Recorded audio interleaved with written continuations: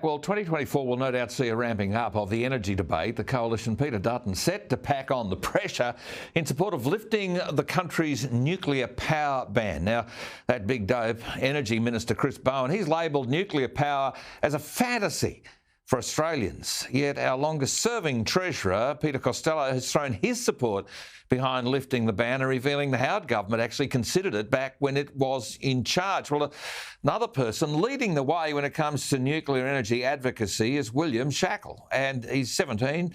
He's the founder of Nuclear for Australia, and he joins me. William, well done. You've started a petition to legalise nuclear energy. How's the petition going today? It's going fantastic. I've already got 11,000 signatures on that petition to lift the ban on nuclear energy, which is just a massive sign of support from everyday Australians that they want the bans on nuclear energy to be lifted. Australia's the only member of the G20 with a ban on nuclear energy, and when we're experiencing an energy and climate crisis, it makes no sense why we would be restricting one of the cleanest and most reliable technologies, that being nuclear energy. No, well done to you. The COP28 summit, you were there a few weeks ago and it saw a major backing of nuclear energy as a key solution to reach net zero, with more than 20 countries signing a pledge to triple nuclear power by 2050, but Australia wasn't one of them. That's super embarrassing, isn't it? I really think it is. It was 25 nations from around the world that committed to triple global nuclear energy capacity by 2050, and also call on the World Bank and other financial institutions to support and to fund nuclear reactors. It is incredibly embarrassing, especially when those 25 nations are some of the most advanced economies in the world. And the last thing I'd point out is that this actually has direct implications on Australia.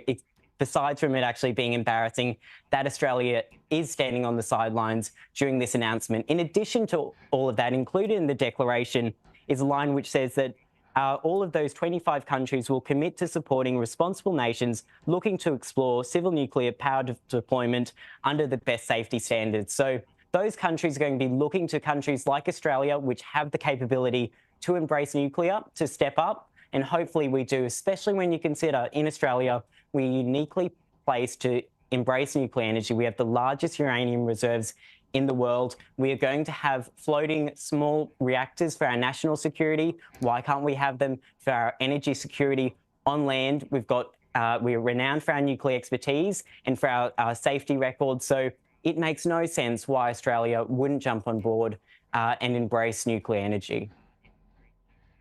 You know, extra kudos to you, Will. I mean, you ran into French President Emmanuel Macron while you were there.